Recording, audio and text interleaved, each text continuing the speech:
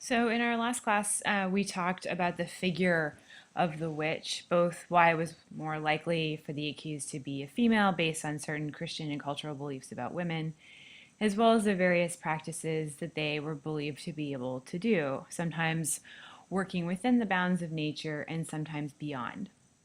From here, I would like to talk a little bit more about the specific trials that took place around on continental Europe, both in terms of where and when, but also about how individual trials would have unfolded. Historians have denoted three periods of witch hunting and trials during this time. The first being when the witchcraft beliefs really took hold initially. The second saw a time of decline in witchcraft trials, actually. And the third can be defined as a period of significant witch hunts and where people generally locate the witch craze. So, in the first period of witch hunting, it lasted from about 1420 to 1520.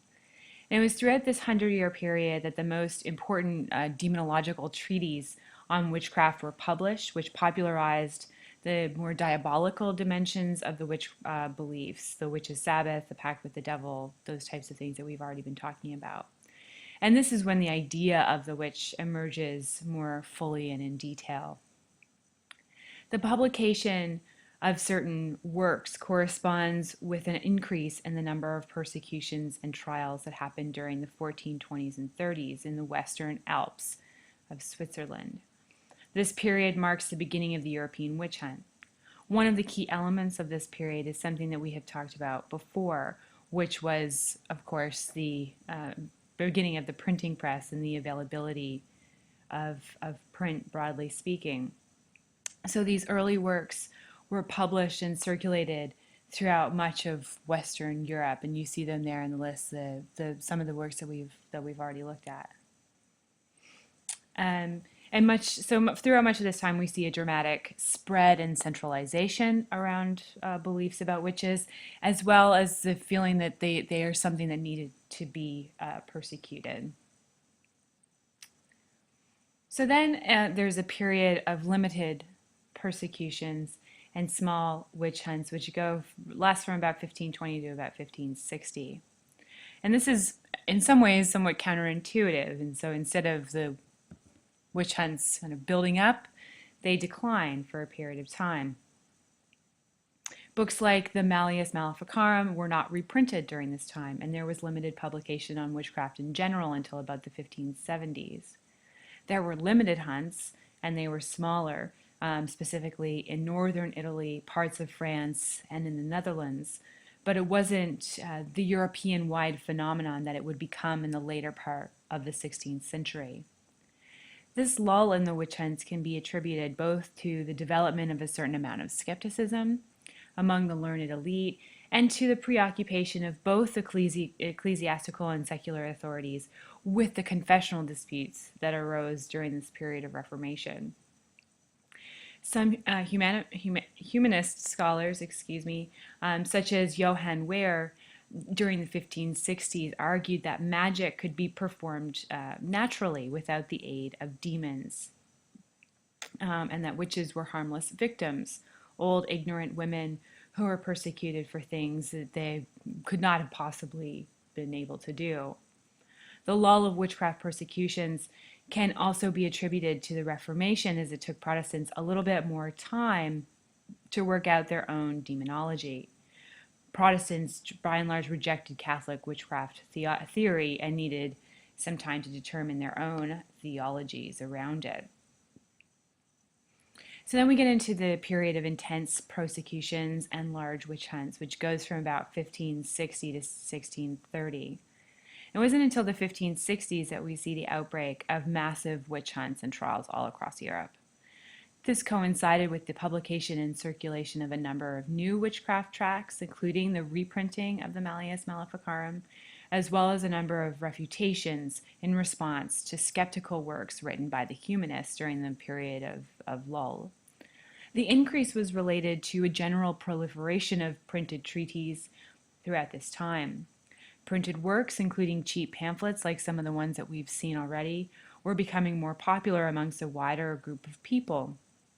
And an increasing number of people are actually able to read during this time and coming into contact with these new printed forms.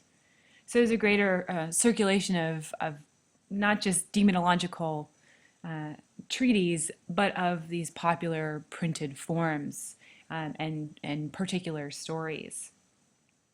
So not only are there fully formed theological positions on witchcraft, but in this period we see new legal statutes written against witchcraft.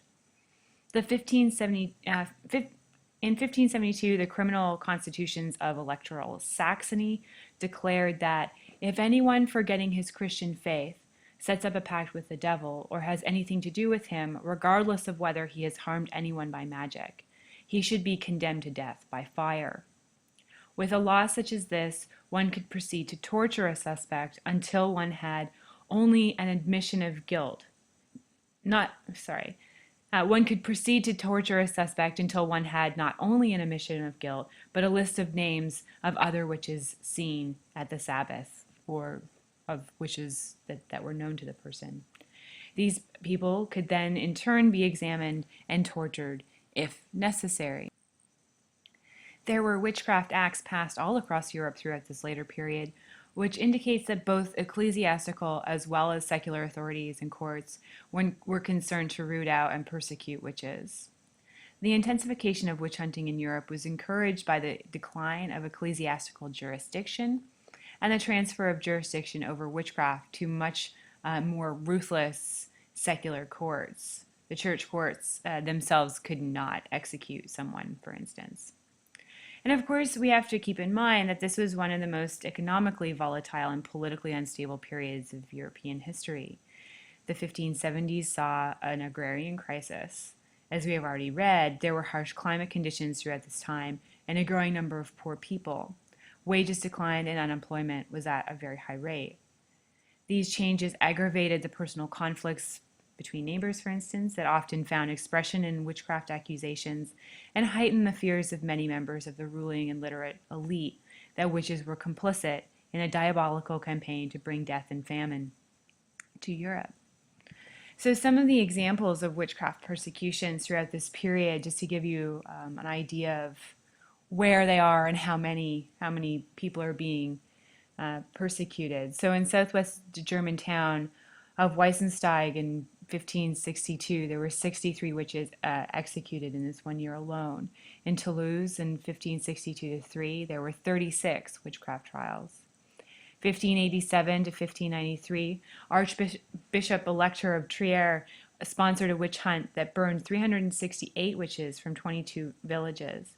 Two of the villages in 1585 were left with only one female inhabitant apiece. 1589 in Quedlinburg, 133 witches were executed in just one day.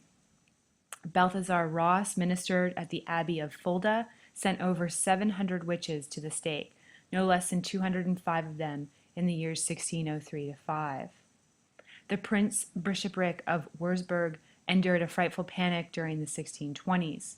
In just 8 years, Bishop Philip Adolf executed some 900 persons, including his own nephew, 19 Catholic priests, and several small children. The worst may have occurred in the bishopric of Bamberg, where Bishop Johann Georg is said to have eliminated 600 witches during his 10-year reign between 1623 and 33. These were all ecclesiastical territories. However, secular territories were not far behind. All told, the Duchy of Bavaria executed close to 2,000 witches, and the secular territories of the southwest Germany were very likely counted for another 1,000. So after this period from about 1630 to 1770, we see a period of general decline. There are still witch hunts happening and executions happening across Europe.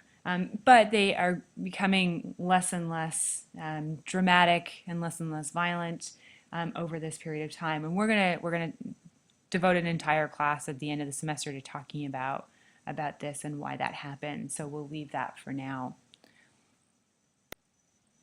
So, we have talked a little bit about the geographical differences in terms of beliefs about witches, particularly as it relates to women. Now, I want to talk a little bit about geographical distinctions in relation to the trials that took place. We can separate Europe into five distinct areas for the purposes of this discussion. Number one, Western and West Central Europe, which includes the spaces of Germany, France, Switzerland, and the Netherlands, or the Low Countries. Two, the British Isles and colonies, England, Scotland, Ireland, and colonial America. Three, Scandinavia, Denmark, Norway, Sweden, and Finland. Four, East Central and Eastern Europe, which includes Poland, Hungary, Transylvania, and Russia. And five, Southern Europe, which includes Italy, the Iberian Peninsula, and the Spanish and Portuguese overseas empires.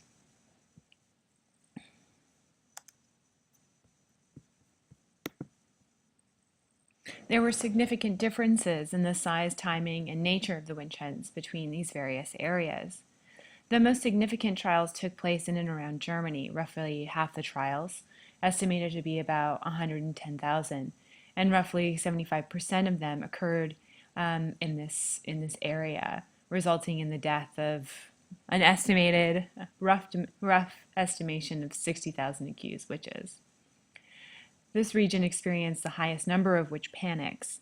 The majority of this area was part of the Holy Roman Empire, and it's difficult to determine the exact number of trials, of course, but there were somewhere between 20,000 to 25,000 executions within the German-speaking lands on their own.